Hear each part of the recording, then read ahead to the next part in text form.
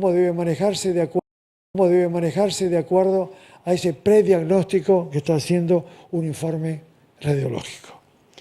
Esto es no para mostrárselos in toto, sino para mostrarles que existen distintas formas, distintos márgenes de estas formaciones que van a clasificar y por ende van a dar categorías a este grado de sospecha y van a indicar en el margen de la derecha lo que se haría habitualmente ante cada uno de estos hallazgos según su categoría.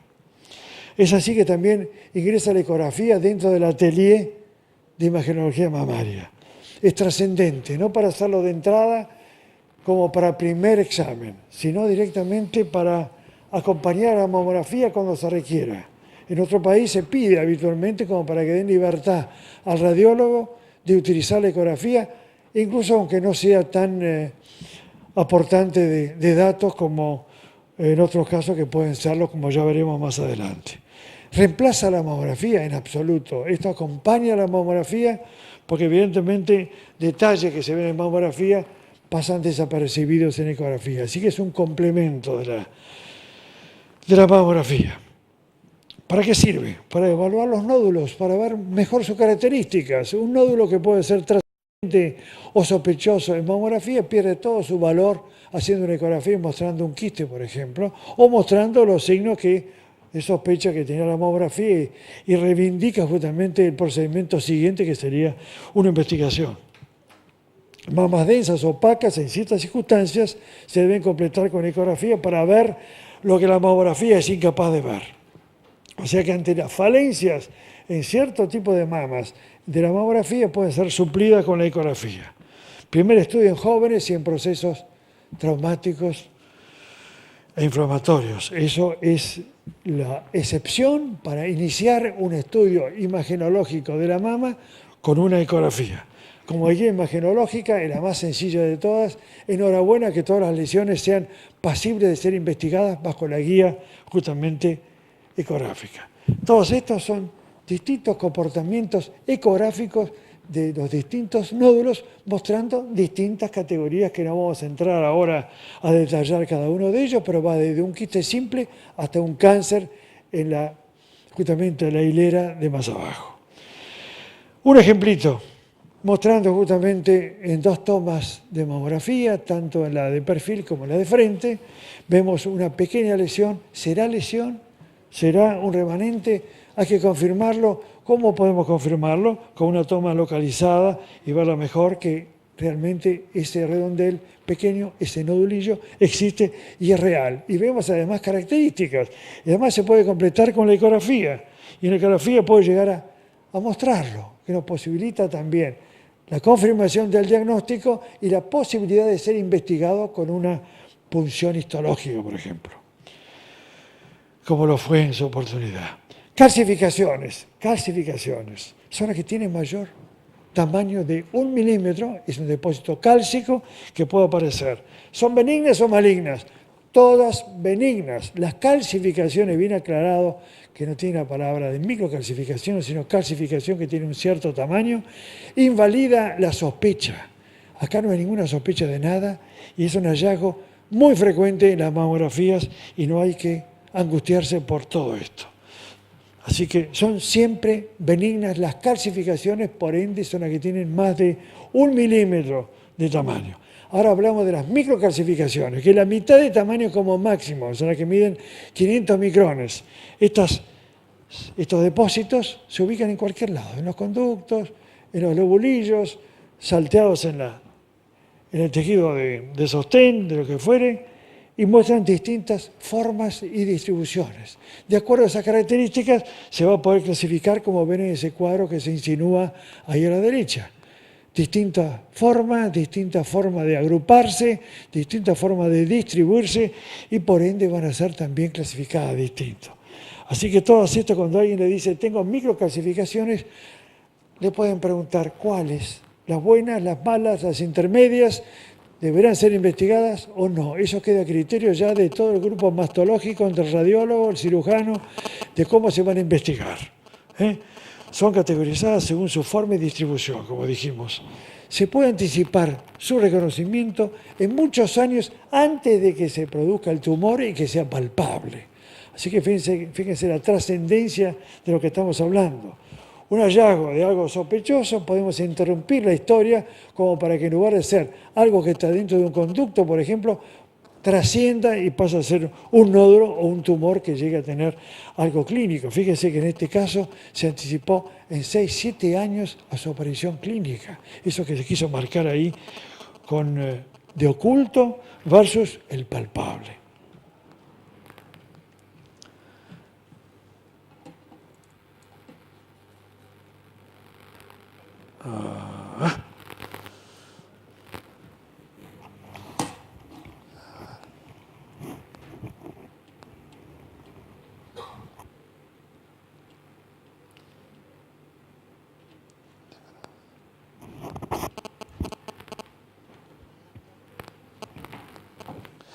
Y ahora la panorámica de presentación total, me falta el cuadradito, ¿verdad?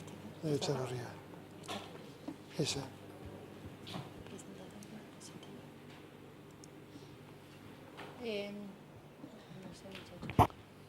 A ver acá.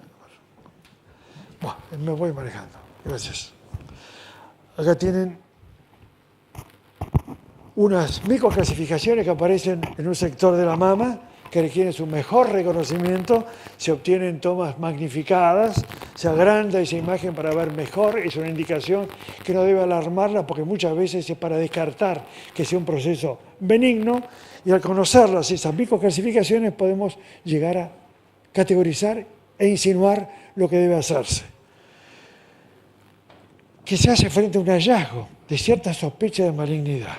Siguiendo esa clasificación americana, aceptada ya por el consenso nacional entre todas las sociedades, se ve que si tienen una categoría baja, o sea, un 3, de baja sospecha, el seguimiento en intervalos de 6 meses es suficiente. No se espera justamente ninguna modificación y si llega a haber una modificación nos da tiempo para resolver y entrar en trabajos como para yugular el proceso totalmente. Si tuviera una mediana o alta sospecha, categorías 4 o 5, se va a hacer una biopsia.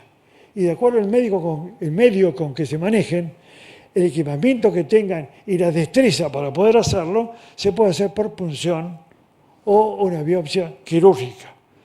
Biopsia por punción, de acuerdo a la guía por donde uno va a acceder, sea por resonancia magnética, sea por ecografía o sea por radiología. Las más comunes son las que aparecen directamente y que tienen traducción ecográfica y por lo tanto la guía va a ser ecográfica, que es la más sencilla de todas.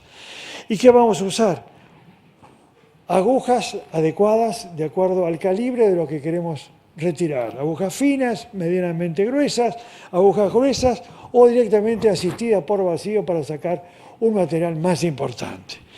Adecuado eso a la guía, uno puede obtener un material rápidamente en forma indolora y confiable, o sea que es muy comparable con lo que puede hacer una biopsia radioquirúrgica, que sería la que hace directamente un cirujano haciendo una biopsia a cielo abierto en un medio quirúrgico. Esto se hace en medio radiológico, se hace a nivel ambulatorio sin ningún inconveniente, por cierto. Así que para que no se alarmen, ahí se está viendo justamente una aguja que está en proximidad de un acúmulo de microclasificaciones sospechosas que se quiere retirar, se retiran, se constata su retiro, se estudian y después, de acuerdo al diagnóstico, se seguirá con el tratamiento que corresponda. Acá tienen otra que está haciéndose con ecografía, se ve muy bien. Y ahora la pregunta de ustedes, ¿existe riesgo de propagación de un tumor en caso de que la aguja transite por esa zona del tumor y que haga una excursión de 2-3 centímetros? No hay riesgo que provoque justamente esa siembra. Con resonancia magnética también se puede hacer. Está muy limitada la resonancia magnética para que no se entusiasmen cuando escuchan los mensajes de que con resonancia magnética es el método más sensible. Ciertamente es el más sensible, pero no para utilizarlo de rutina. Esta es una indicación muy especial porque este procedimiento no tarda 15 minutos como una mamografía puede tardar una hora a un costo distinto, que muchas veces se soluciona casi todo lo que se quiere investigar con resonancia con los estudios previos, mamografía, ecografía o punciones. O sea que eso tiene que estar también consensuado. Resonancia magnética podría ser empleada y aceptada en consenso en neoplasias ocultas. ¿Qué significa eso? Cuando sabemos que la mama puede haber un cáncer por una punción de un ganglio, por ejemplo, uno quiere investigarlo porque los otros métodos no lo mostraron, que es un oculto, incluso desde el punto de vista imagenológico convencional, uno puede hacer una resonancia magnética y ponerlo de manifiesto. En pacientes de alto riesgo, como comentaba la doctora Karina, es una investigación consensuada y aceptada de que hay que hacer una resonancia magnética por año. Eso seguro, sobre todo que son pacientes jóvenes, con mamas opacas, que tenemos limitaciones justamente para hacer la mamografía, así que evidentemente eso tiene que hacerse. Cuestionables, o sea que la indicación no es categórica, terminante y mandatoria, en estudios de detección tumoral, en instancias prequirúrgicas, eso es discutible, detección de recidiva en la mama tratada, implantes mamarios, el monitoreo de la quimioterapia neoadyuvante, unas situaciones especiales. Las dos primeras son las que tenemos que tener en el mensaje de ahora. Las mamas con prótesis. Se pueden estudiar perfectamente bien con mamografía y ecografía. Mamografía desde ya que haciendo una retropulsión de la prótesis, en una maniobra especial, se retropulsa la prótesis atrás y deja al descubierto todo el tejido mamario sin ninguna dificultad. Entre eso y la ecografía se puede estudiar muy bien tanto la prótesis como el tejido mamario circundante. O sea que no hay ninguna inhibición, sobre todo, eso lo va a comentar el doctor Rancati con autoridad, si se coloca por detrás del músculo. Es otro de detalles a tener en cuenta. ¿Dónde debería colocarse la prótesis para nosotros radiólogos, para que podamos hacer nuestros estudios sin ninguna dificultad? Por detrás del músculo, no por detrás de la mama, entre la mama y el músculo. Como se ve muy bien aquí, casi no hay diferencia con una mamografía común. Tratando de determinar las mamas con prótesis cuando se rompen.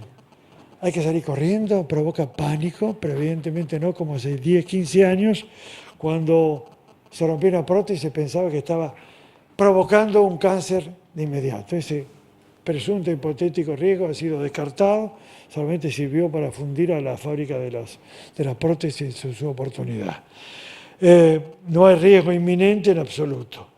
¿Cada cuánto y desde cuándo debería hacerse una mamografía?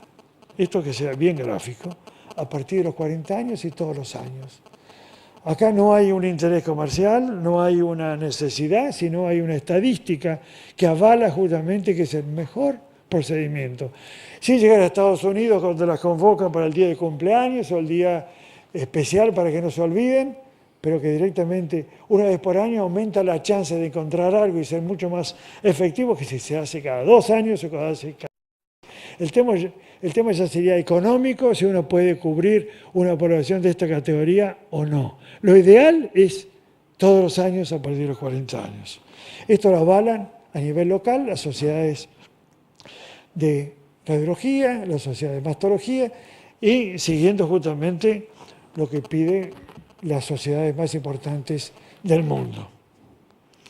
Controversias hay con respecto a la mamografía que podríamos dejarlo para la mesa de discusión. Más de uno habrá leído, las mamografías no sirven, provocan cáncer. Bueno, todas estas cosas podemos charlarlas en mayor oportunidad. Hay algo incontrovertible. Utilizando en Estados Unidos distintos porcentajes de mamografías, cuando se hacía un 13% de la población que merece hacerse mamografía, o sea, arriba de los 40 años, medían 3.2% el promedio habitual de los volúmenes justamente de los cánceres de mama. 10 años después, utilizando el 60% de la mamografía, bajó el volumen a 2 centímetros. En el 2000, hace 14 años, utilizándose el 80% la mamografía, bajó el volumen del tumor al centímetro. Así que esto es incontrovertible y determinante que nos pareció trascendente comentar.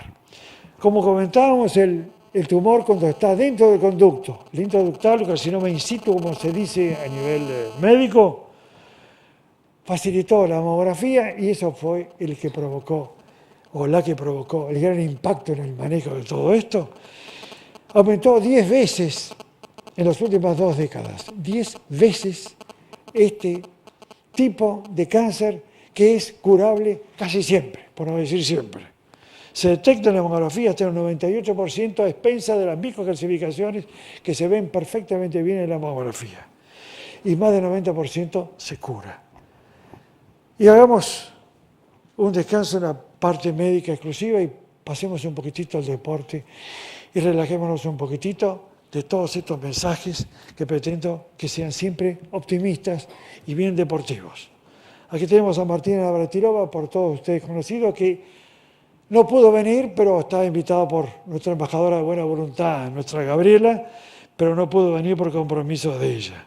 Y aquí la tenemos aquí abajo a Gabriela despidiéndola, a la Navratilova, despidiéndola entre comillas, en el último partido, a quien le ganó hace, ella me lo va a recordar, hace unos años, y que a raíz de eso no jugó más Martina, ganando Gabriela, que era jugadora justamente del siglo, la mujer que evidentemente es la campeona de todos los tiempos, tuvo una experiencia en mama. Esta experiencia en mama, por muchos de ustedes, muy conocida.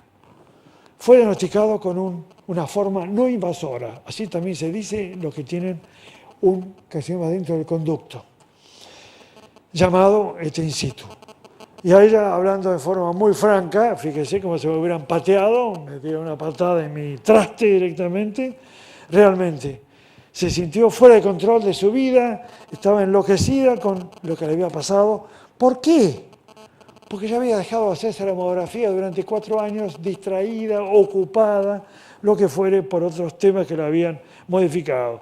Le hicieron una extracción de lo más conservadora posible y siguió 6 semanas con radioterapia en mayo. El pronóstico de este intraductal es excelente, ya dijo, ya que el 99% se cura. Pero el mensaje, yo me había escapado 4 años de hacerme la mamografía y casi lo sufro. Y un año más que hubiera sido de mí, si esto evidentemente hubiera trascendido y hubiera seguido la historia natural. No sabemos, porque la progresión de los tumores son difíciles de reconocer, pero es así. Objetivo para el futuro, que el acceso a la mamografía sea universal. Este es el mensaje. Que los tratamientos sean aún más eficaces y menos agresivos. Se detecten posibles causas etiológicas, que comentaba Karina, que busquemos. Se introduzcan nuevas tecnologías de detección y diagnóstico, que mejoren la mamografía, a pesar de que esta ha mejorado muchísimo, desde la incorporación de un montón de detalles. Gracias, Gabriela, por difundir este mensaje. Te tenemos agradecidos siempre de por vida. Gracias a todas las mujeres que van a recibir este mensaje y que nos acompañen en la siguiente mesa después de lo del doctor Rancati. Gracias a todos ustedes por su atención, por favor.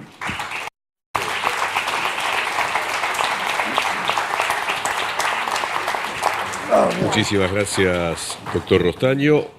Continuamos con el doctor Alberto Rancati. El título de su exposición es El efecto Angelina Jolie. El doctor Rancati es doctor en medicina de la Facultad de Ciencias Médicas de la Universidad Nacional de La Plata, especialista en cirugía general, oncológica y plástica, títulos otorgados por la Universidad de Buenos Aires y el Ministerio de Salud de la Nación, docente autorizado de la Universidad de Buenos Aires. Con ustedes, el doctor Alberto Rancati. Dentro de 10, puede ser, dentro de 5, que realmente Rancati, me voy. ¿Cómo no? Solar.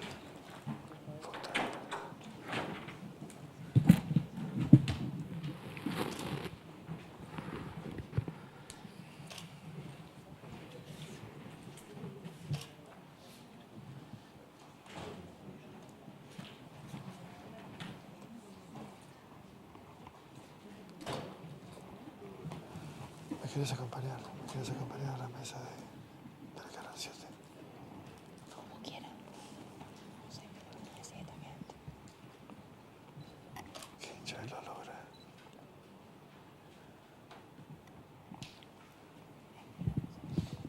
Bueno, muchas gracias. Gracias por la invitación. Sobre lo que quiero hablar es sobre la información pública que hubo desde hace 1 año y medio a partir del caso de Angelina Jolie y su mastectomía profiláctica, que es una mastectomía de reducción de riesgo. Sabemos hoy que existe en la medicina diferentes etapas. Transitamos en el último siglo quirúrgicamente 3 etapas, creo que estamos entrando en la tercera. La primera etapa fue la de la cirugía ablativa, en donde había grandes resecciones y la mejor curación para esta enfermedad eran las resecciones más amplias. Después vino una etapa reconstructiva, en donde lo importante era no solamente hacer la resección tumoral, sino también reconstruir la mama de la mujer. Y estamos entrando, creo, en una etapa preventiva, en donde estamos operando probabilidades. Y esto es lo que se llama mastectomía de reducción de riesgo. O sea, una mujer sana, pero que tiene un riesgo genético de contraer la enfermedad. Y entonces a partir del genoma, que empezó en los años 90, se pudo hacer un estudio donde se puede identificar distintas enfermedades que están, digamos, latentes y que uno tiene mayor riesgo para que se desarrollen y podemos actuar antes de que la tengamos. Con esta terapéutica de hacer una mastectomía de reducción de riesgo, el riesgo en una mujer que tiene destinado, porque tiene una ausencia de un gen protector, que eso es lo que detecta el estudio genético, baja del 87% al 5%, y eso es lo que hace que haya una información a veces confusa de quiénes son los que se benefician con eso, y mi idea es entonces aclarar un poco este punto. Sabemos hoy que 1 de cada 4 personas de las que estamos acá, inclusive, vamos a tener en nuestra vida un diagnóstico de cáncer, cualquiera sea, 1 de cada 4. Y 1 de cada 8 va a ser las afectadas en cáncer de mama en la Argentina. ¿Por qué se muere la gente con cáncer? 20% de las muertes por cáncer son por tratamientos equivocados y por diagnósticos tardíos. Se podría salvar mucha más gente si estuviéramos todos informados de cómo son los tratamientos adecuados y hacer el diagnóstico precoz que nos habló Román recién. Entonces nuestro objetivo es aumentar la concientización sobre la enfermedad para reducir la mortalidad por cáncer de mama, y por eso se nombró el mes de octubre el mes mundial de la concientización, y esta es la información que queremos dar. Karina nos habló de los factores controlables y no controlables del cáncer de mama. Por supuesto, como sabemos que el sexo, la edad, mutaciones genéticas que uno puede traer, uno no lo elige, y esos son los factores no controlables de riesgo. Y dentro de lo controlable, como nos contó, obesidad, dieta, abuso de alcohol y saltar los controles preventivos es lo que nos puede cambiar la historia. Por eso la concientización sobre lo que podemos hacer. La detección precoz del cáncer de mama es la mejor protección. Hoy la enfermedad de cáncer de mama es un 95% curable, con lo cual el miedo y el mal marketing que se le hizo a esta enfermedad, por suerte, hoy, por estos métodos diagnósticos precoces, podemos modificarla. Y está en nuestras manos poder hacer eso. Desde que se empezaron a hacer estudios genéticos y en el genoma, a partir de los años 90, se identificó en 2 cromosomas, en el 17 y en el 13, genes que son justamente los protectores, como esas células que tienen que buscar las células cancerígenas y eliminarlas cuando apenas aparecen. Bueno, en las mujeres que se les hace este test genético BRCA1, Breast Cancer 1 y Breast Cancer 2, lo que marca es la ausencia de este gen protector. Entonces las mujeres que tienen ausencia de este gen protector son las que están en riesgo de tener desarrollo de esta enfermedad. Esto empezó en el año 90 y a partir de ahí sigue cotidianamente apareciendo información sobre cuáles son otras enfermedades también genéticas que podemos detectar y saber qué población de riesgo somos cada uno de nosotros. Entonces, estos test genéticos BRCA1 y 2, que son preventivos del cáncer de mama, cuando estos genes están alterados, no actúan en forma preventiva y el riesgo está aumentado. ¿Qué es la diferencia entre genético y hereditario? El cáncer es siempre genético, está ligado a una cáncer genética. Eso no quiere decir que sea hereditario, que sea transmisible a nuestros hijos, que es uno de los miedos grandes que tiene esta población. Entonces es importante saber que en el test genético sí existe la posibilidad de la herencia. Entonces por eso es muy importante y una decisión a conciencia hacer un test genético para saber cómo actuar con uno y cómo actuar con la descendencia. Pero digamos, ¿todos los test son hereditarios? ¿Todos los genes y los cánceres de mama son hereditarios? No, 1 de cada 10 cánceres de mama es hereditario. O sea, no es costo eficiente hacerle un test genético a toda la población. Uno tiene que identificar quién es la población que merece hacer un test genético para ver si realmente está en riesgo y poder actuar. Y eso es el 10%. ¿Qué pasa cuando da positivo este test? El BRCA1 aumenta el cáncer de mama. Sabemos que va a tener entre un 50 y un 85% de tener un cáncer de mama o tener un segundo tumor primario de cáncer de mama. Entonces ya tuvo un cáncer de mama y se hace un test genético, sabe que puede tener de vuelta cáncer de mama. Por eso la mastectomía profiláctica, aunque todavía no lo tenga, porque ya estamos actuando preventivamente. Y por supuesto el cáncer de ovario, que también es otro de los riesgos en los que hay que cubrir cuando este test da positivo. El BRCA2 también sirve para el hombre, porque aumenta genéticamente en los hombres que van a tener posibilidad de un cáncer de mama y también indica aumento de riesgo de cáncer de mama y cáncer de ovario. Por eso se hacen juntos el BRCA1 y 2 cuando se solicita. ¿Cómo cambia la población normal de la población que tiene riesgo genético?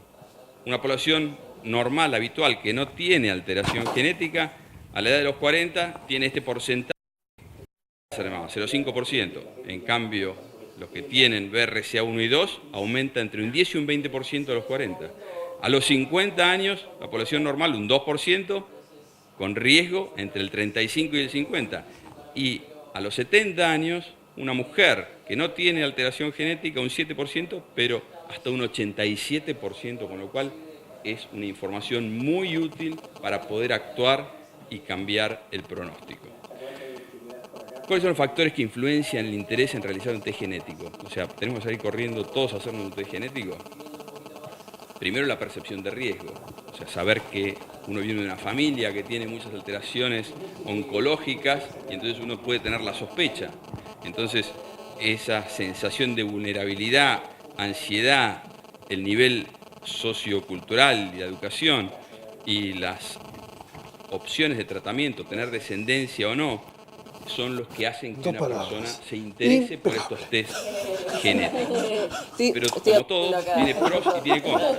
No todo lo que puede influir en un test genético es bueno. Los pros de hacer un test genético, saber si se tiene una alteración genética que va a predisponer a tener un cáncer, conocer realmente el riesgo oncológico, no solamente en cáncer de mama, sino en otros tumores, proveer información a otros miembros de la familia. O sea, yo tengo una hija chica, mujer, y mi test genético da positivo, ¿qué hago? ¿Le hago el test a una chica de 6 años? Y si me da positivo, ¿qué hago? O sea, hay preguntas que todavía no tienen respuesta, pero digamos, la información es útil no solamente para uno, sino para el resto de los integrantes de la familia. Nos hace tomar decisiones, tener la información y no hacer nada tampoco sirve. O sea, cuando uno se va a interiorizar y averiguar cuál es el riesgo de algo, es porque de acuerdo a la información que tenga va a tomar una acción, saber cuáles son las opciones, porque no es solamente información porque sí. La oportunidad en que uno lo hace para ver si uno puede tomar una medida realmente preventiva y que justifica y significa hacer una mastectomía profiláctica. Y por supuesto también participar en programas de investigación, que es lo que hace que uno pueda detectar poblaciones de riesgo, así como las poblaciones que nací que nos comentó Karina hace un rato. ¿Cuáles son las contras de hacer un test genético? Bueno, por supuesto que el público y los medios pueden malinterpretar los resultados y los riesgos. O sea, es lo mismo hoy si todo el mundo tuviera acceso a bases de datos en donde uno sabe quién tiene qué riesgo genético. O sea, uno elegiría una pareja que sabe que tiene tal riesgo o tal otro. O sea, un seguro de salud debería ser lo mismo para alguien que tiene más riesgo que otro. Una promoción en un trabajo es lo mismo a alguien que tiene un riesgo o no.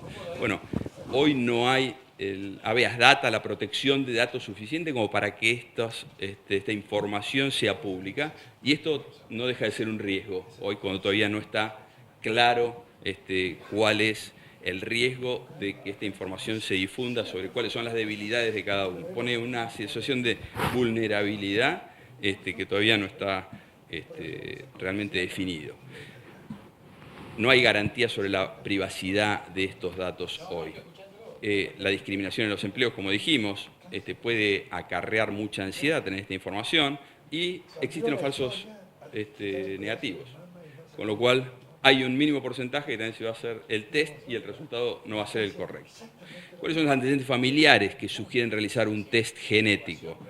Bueno, más de un familiar directo con cáncer de mama, cáncer de mama en la madre y en la abuela, en la hermana y en la madre, cáncer de mama bilateral, familiar directo con cáncer de mama u ovario antes de los 50 años. Esos son sugerentes como para ver si sirve o no en esa población realizar un test genético. ¿Qué pasó este año? En el Soho, en New York, apareció una compañía, Navigenics, que puso un negocio a la calle. Hasta ahora estos tests son indicación médica, o sea, no tiene que ir con una... Pero bueno, empezó a circular la información de que esto se podía hacer y por qué uno no tenía derecho a saber sin indicación médica cuáles eran las debilidades genéticas que uno tenía. Bueno, esto, apertura de un local a la calle en donde uno puede pasar, saliva en una placa y le dan un password y con un username uno obtiene la información después de un tiempo y si uno paga, sale $3.000 el test y si uno paga $200 por mes le mantienen la información para las nuevas enfermedades genéticas que van saliendo, y entonces uno puede ir sabiendo cuál es su riesgo.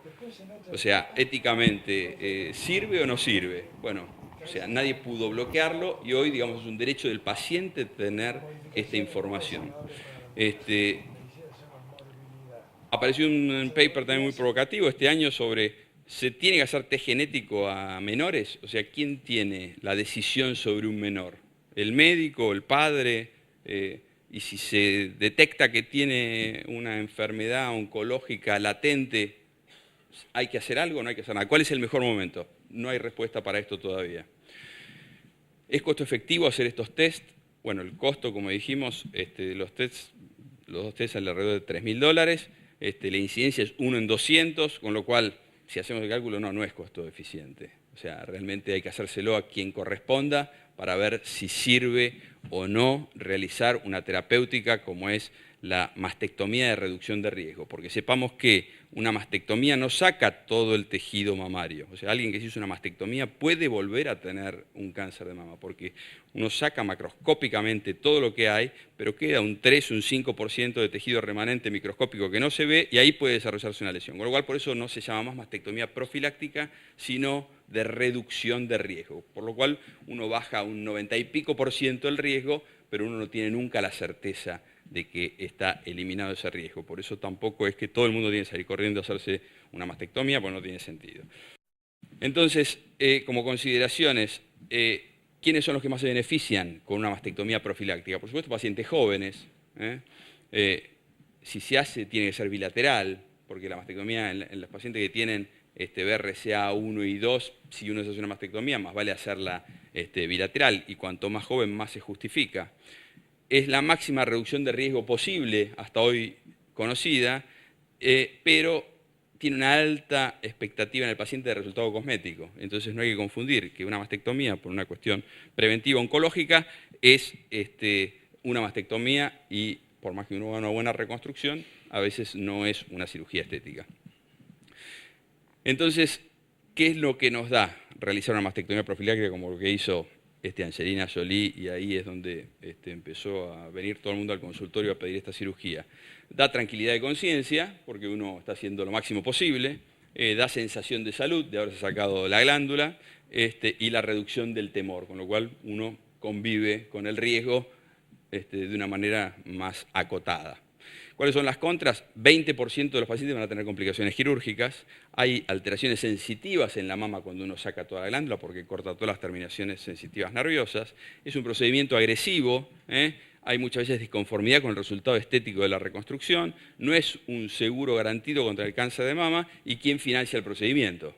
Que es otro de los temas que también está en discusión. O sea, un seguro de salud cubre sobre las enfermedades. Bueno, ¿qué pasa si uno hace una cirugía para prevenir? Bueno, en general se necesita de un consenso de varios de los médicos que atienden para ver si ese caso justifica hacer la cirugía. No es que, sino de esta manera no existiría la posibilidad de administrar el recurso para la gente realmente enferma.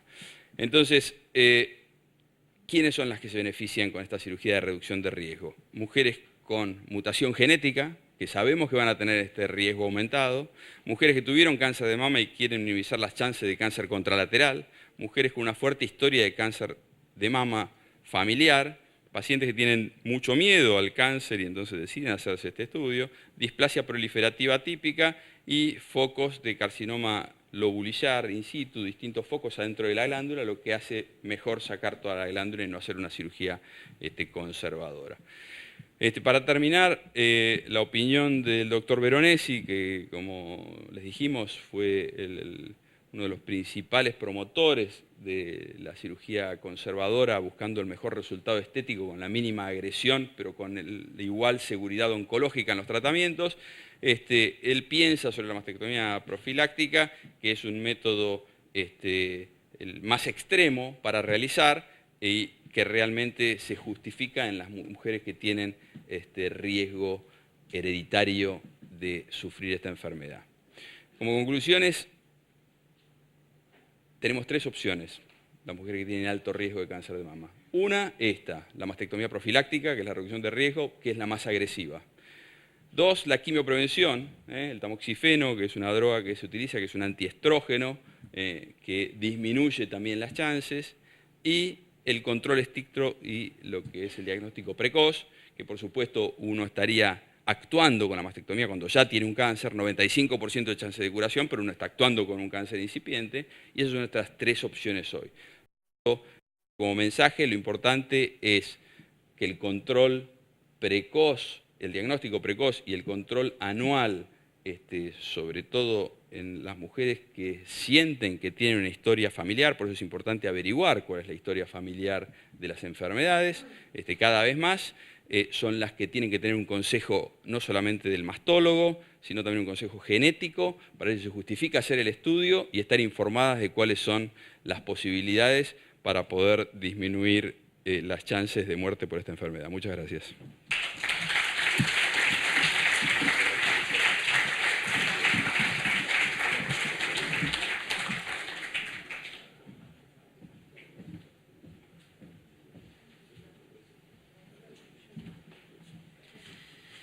Muchísimas gracias, doctor Alberto Rancati. En las palabras de cierre, el coordinador de estas exposiciones, el doctor Sergio Provenzano. Quiero agradecer a los expositores porque realmente han sido sumamente claros y de alguna manera creo que este mensaje debidamente organizado y ordenado por comunicadores de envergadura tiene que llegar a la comunidad como conclusión de esta primera etapa, de este primer taller que hemos tenido recién acá. Creo que aclarando realmente cuáles son los beneficios y las desventajas de esto, uno reduce muchísimo la demanda de la gente que viene a la consulta, como decía Alberto recién, vino masivamente a la consulta hace unos meses y ahora ha aplacado un poco viendo todas estas cosas que se están comentando respecto a los beneficios y a las desventajas de la cirugía. Pero por sobre todo hay una cosa que quedó muy clara y que no tiene solución. ¿Qué hacemos con las chicas chiquitas que tienen una determinada característica genética que las pone en un altísimo riesgo? Y la otra cosa que no se mencionó, pero que yo creo que es importante que lo tengan en claro, todas aquellas mujeres que realizan tratamientos de fertilidad asistida, que reciben tratamientos estimulantes de la ovulación para obtener una cantidad de óvulos adecuada, un buen reclutamiento ovárico, tienen aumentado hasta 5 veces su cáncer de mama incipiente. Estamos hablando de mujeres que tienen 32, 33, 34, 35 años, que reciben estimulaciones 10, 20 o 30 veces más fuertes que lo que normalmente recibe su mama, porque estos controles no se pueden hacer. Este grupo de riesgo, que no está todavía incorporado publicitariamente a la comunidad, debe ser notificado, porque me parece que todos aquellos que hacemos, como en mi caso, tratamiento de fertilidad asistida, estamos viendo mucha más cantidad de mujeres con cáncer de mama por hiperestimulación ovárica. Esto también nos obliga a replantearnos una serie de conductas, como por ejemplo, no estimular y hacer tratamiento de fertilización con ciclos normales, sin que esto signifique una hiperestimulación del ovario. Si realmente hay que empezar a reevaluar si estamos haciendo las cosas bien o mal. Yo no me olvido nunca que yo enseñaba ginecología hace 30, 40 años para atrás, donde las medicaciones anticonceptivas eran casi 10 veces más en dosis que lo que estamos ofreciendo ahora.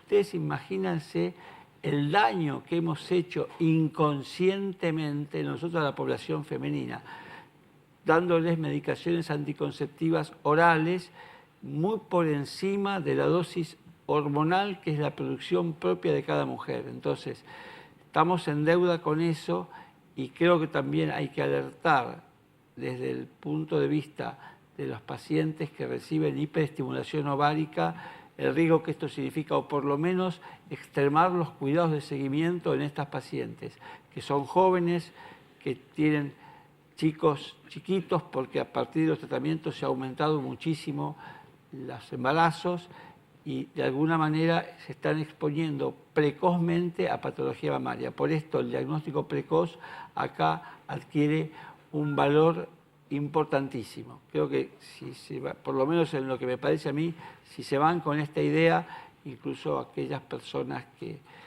tienen la responsabilidad de hiperestimular para obtener un buen reclutamiento de óvulos, me parece que se ha ganado el día en la fecha, porque creo que es algo muy positivo. Muchas gracias a todos.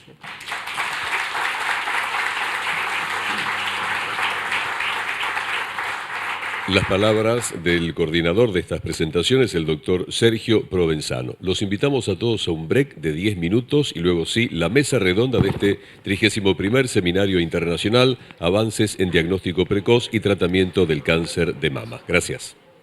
Alexander Fleming, presidente del Comité Científico del 12º Congreso Nacional e Internacional de Mastología 2015 y vicepresidente de la Sociedad Argentina de Mastología. La doctora Karina Pelle, la doctora Silvia Marisa Ferrandini, que es médica oncóloga de la Facultad de Medicina de la Universidad de Buenos Aires, jefa de la División Oncología Clínica del Hospital de Clínicas José de San Martín de la Universidad de Buenos Aires, y la señorita Gabriela Sabatini, tenista argentina, reconocida internacionalmente, embajadora de buena voluntad de la Fundación Argentina contra el Cáncer, FASEC. Será coordinador de esta mesa el doctor Bernardo Bergrot, médico de la Facultad de Medicina de la Universidad de Buenos Aires, especialista en medicina interna de la Universidad de Buenos Aires, médico coordinador de la División Urgencias del Hospital de Clínicas José de San Martín de la Universidad de Buenos Aires y pertenece a la Gerencia de Relaciones Médicas de OSDE. Queda con todos ustedes el coordinador de esta mesa redonda, el doctor Bernardo Bergrot.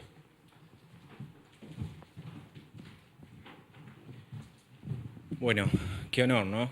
Espero que hayan aprendido tanto como aprendí yo. La verdad que por momentos me emocioné de ver tanta gente comprometida con la lucha contra el cáncer. Realmente, si todos nos comprometiéramos como estos profesionales, cuánto menos cáncer habría en la Argentina. En nombre de la Fundación OSDE, quiero agradecerles a todos los disertantes, a ustedes por estar acá presentes. Y cuando decidimos organizar este seminario con FASEC, teníamos dos objetivos. El primero era tratar de actualizar los conocimientos, tratar de dar conocimientos a que quizás había gente, hoy acá hay gente que no es médica, que no pertenece al sistema de salud. Y mediante este conocimiento, que humildemente lo hacemos y así lo pensamos, era que este conocimiento se traduzca en prevención. Imaginemos que si de este seminario podemos salvar, aunque sea una sola vida, nosotros estamos más que satisfechos. Ahora, somos ambiciosos los médicos, nos gusta salvar muchas vidas, y me gustaría comprometerlos como promotores de salud, y que quizás con una sola pregunta a una mujer mayor de 40 años, haciéndosela en cualquier ámbito, ¿te hiciste una mamografía? ¿Te hiciste tu mamografía anual? Esa sola pregunta quizás dispare un diagnóstico temprano de un cáncer de mama y pueda salvar su vida. Y para ponernos un poquito más pasionales, imaginen si esto, todos los médicos que están acá, ustedes, los médicos que nos ven en el resto del país y luego que nos van a ver por Intramed, que es el portal médico de habla hispana más grande del mundo, en Latinoamérica, en Europa y en Estados Unidos, si todos nosotros formamos una cadena de prevención del cáncer de mama, ¿cuántas vidas podríamos salvar, no es cierto? ¿Cuántos hijos seguirían teniendo a sus madres? ¿Cuántos esposos a sus esposas o padres a sus hijos? Recuerden lo que dijo el doctor Rostaño, la prevención salva vidas, la prevención duele mucho menos que un tratamiento y puede generar aún muchísima más felicidad. Recuerden esto, es fundamental, la prevención vence al cáncer de mama, no lo olviden jamás. Y para terminar, un agradecimiento especial a Gabriela que nos acompañó desinteresadamente, incansablemente, siempre ella promueve la prevención del cáncer de mama. Así que luego de esta breve reflexión vamos a dar comienzo con las preguntas. Vamos a empezar en el auditorio. No sé si alguien tiene alguna pregunta. Acá hay una... Ya le acercan el micrófono.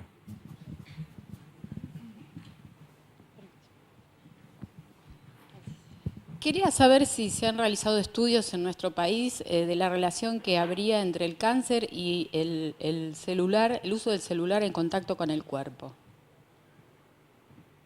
Doctores, ¿quién de usted? ¿Usted lo refiere al cáncer de mama o al cáncer de mama puntualmente? Dado que hay mujeres que lo usan durante muchas horas y bueno, quería saber si hay alguna relación, si hay estudios. No, la verdad que todavía no hay ningún trabajo serio, ni en la Argentina, ni fuera de la Argentina, ni a nivel internacional, de que el uso de los celulares produzca, digamos, alteraciones que pueden devenir en un cáncer. Y relacionado con... ni otros. ¿Y las dioxinas? A ver, el tema es, hay muchas cosas, que es lo que decía hoy la doctora Karina, que obviamente cuando uno está expuesto a contaminantes, a una vida no sana, con todo lo que eso implica, el riesgo es mayor. No quiere decir que si uno hace una vida totalmente sana, no tenga riesgo de tener un cáncer de mama u otro tumor, ¿no? Eso es para disminuir en poblaciones la probabilidad de un cáncer de mama. El hecho, por supuesto, que hay un montón de tóxicos o sustancias que pueden aumentar la probabilidad de desarrollar un cáncer de mama, de colon, de pulmón, así como el cigarrillo puede desarrollar un cáncer de pulmón, un cáncer de páncreas, un cáncer de riñón, un cáncer de vejiga, y 20.000 sustancias que tienen el cigarrillo, pasa con el sol, con los melanomas, pasa con un montón de cosas que uno no tendría que estar expuesto. Pero la verdad que si uno se pone a pensar, yo me acuerdo siempre hace muchos años, una profesional del ROFO, una bióloga que se dedicaba a estudiar factores de riesgo, decía que uno tenía que nacer y meterse dentro de una campana, no respirar, no comer, no beber, y así todo no estaba fuera de riesgo tampoco.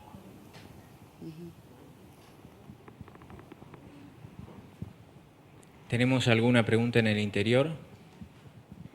No tenemos ninguna pregunta. ¿Puedo hacerse una pregunta? ¿Le quieres una pregunta al doctor Rostaño? Sí, claro. Doctor. Ahí, Silvia, podemos hacer en el público ahí primero una Sí, pregunta. no, perdón.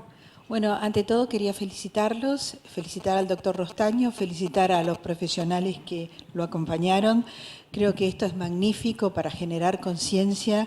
Realmente uno en general no lo tiene y acá es como un llamado de atención para empezar a hacer algo. Así que gracias por eso. Mi pregunta puntual es, ¿qué riesgos tiene la terapia de sustitución hormonal que generalmente se le prescribe a las mujeres posmenopáusicas?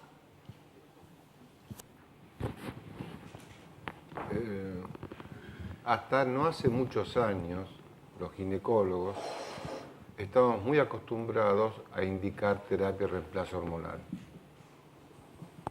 En aquellos momentos pensábamos todos que la beneficiaba a la mujer. La beneficiaba en lo que respecta a sus calores. Decíamos que no producía más cáncer de mama, que podía protegerla del Alzheimer, hasta la protegía del cáncer de ovario, de la osteoporosis. Era maravilloso. Las mujeres se sentían fantásticas. Y las mujeres, boca a boca, transmitían estas experiencias. La mujer americana no concebía que otra mujer americana no esté haciendo terapia de reemplazo hormonal. Era mal mirada por sus amigas. ¿Cómo no lo haces? Si es maravilloso. Hace unos años salió un trabajo denominado WHI, donde tiró abajo todo esto. Lo tiró abajo. Que no producía cáncer de endometrio, era mentira. Que no producía cáncer de mama, era mentira. Que las protegía del Alzheimer, era mentira. Y se fueron cayendo cada uno de estos mitos.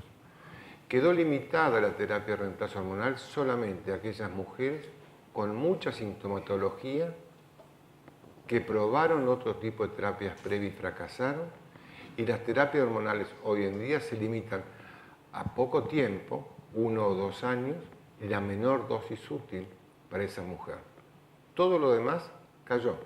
Fíjense ustedes que a partir de este trabajo se notó una gran caída en cáncer de mama en Estados Unidos.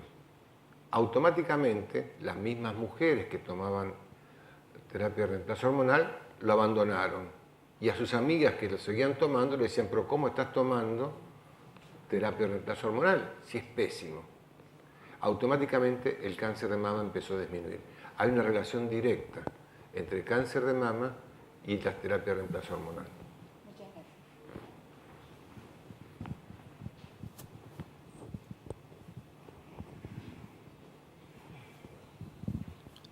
Hola, buen día. Dos preguntas.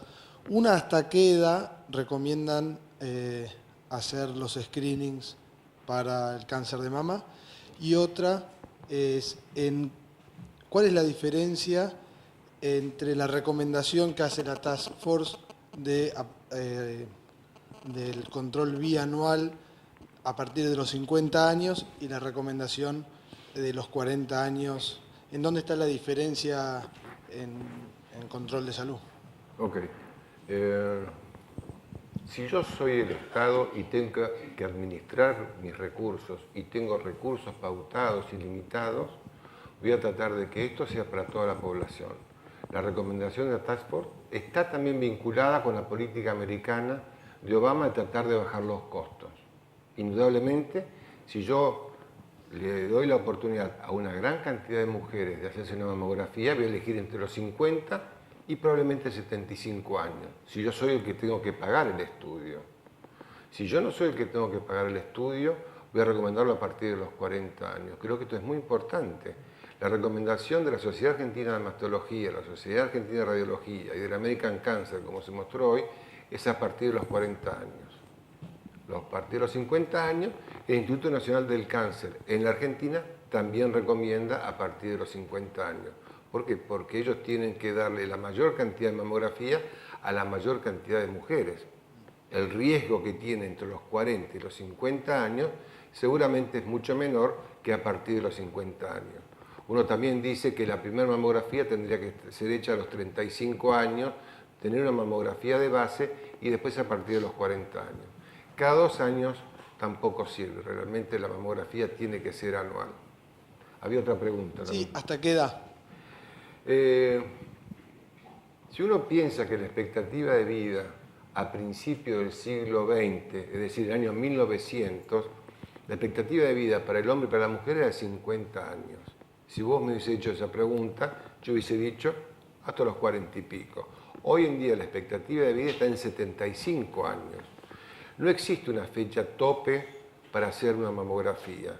Hay recomendaciones que creo que son las más lógicas. La expectativa de vida de esa mujer de más de 75 años, que va a vivir más de 5 años. Generalmente a los 75, 80 años, tiene comorbilidades, otras enfermedades de la persona, que seguramente tiene más riesgo de morir por su infarto, por su diabetes, por su hipertensión, que por su cáncer de mama. Si hoy no tiene un cáncer de mama, aún no diagnosticándolo, seguramente tiene más riesgo por las otras enfermedades. Entonces, si la mujer tiene una expectativa de vida mayor de 5 años, a esas mujeres les sigo ofreciendo la mamografía. Yo no soy el pagador, ¿no? Gracias. ¿Alguna otra pregunta? Silvia, ¿querías hacer? Sí, yo le quería hacer una pregunta al doctor Rostaño. Por ahí para aclarar, no es para mí, pero para aclararle al público. ¿Qué porcentaje de las mamografías pueden tener un falso negativo? ¿Qué grupos etarios son las que tienen más falsos negativos?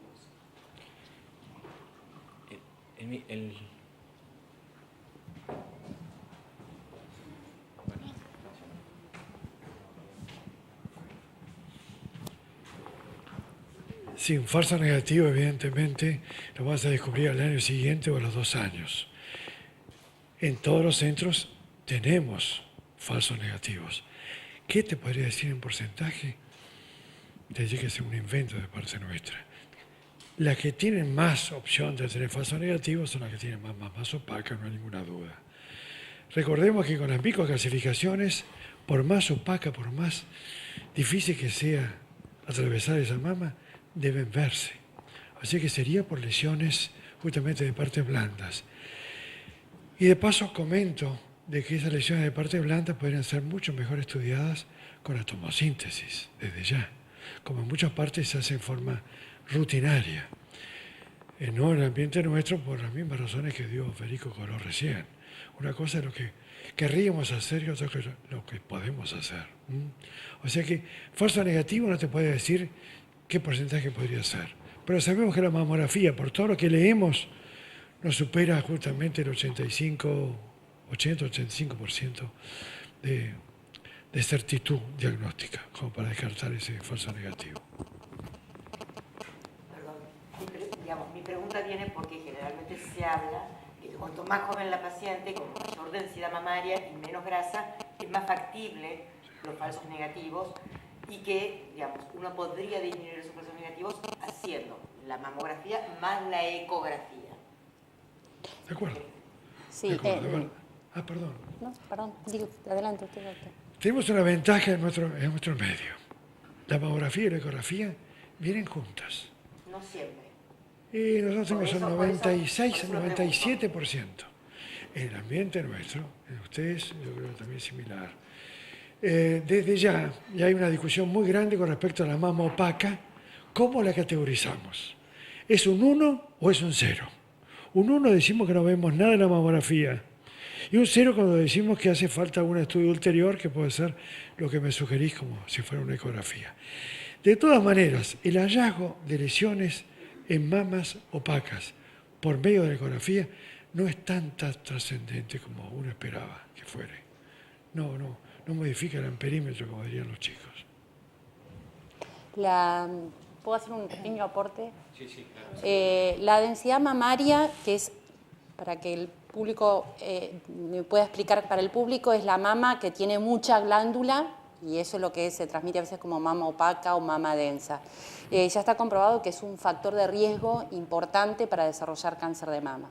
Es decir, que aquellas mujeres que tienen un patrón mamográfico que, de acuerdo al Colegio Americano de Radiología, se clasifica en heterogéneamente denso y extremadamente denso, son pacientes que tienen, por este tipo de estructura glandular, mayor riesgo de desarrollar cáncer de mama. En Estados Unidos hubo una médica que se llama Nancy Capello, que ella tuvo cáncer de mama. Ella hacía anualmente la mamografía y no fue diagnosticado esto que habla la doctora, falsos negativos. Se lo diagnostica a ella palpándose una tumoración y consulta al médico, y el médico, como algo muy natural, le dice, bueno, pero señora, la mamografía no lo pudo ver porque usted tiene mamas densas. Y a mí nadie me lo dijo, nadie me lo contó. Entonces ella tuvo una lucha en Estados Unidos y se unió con legisladores que la escucharon.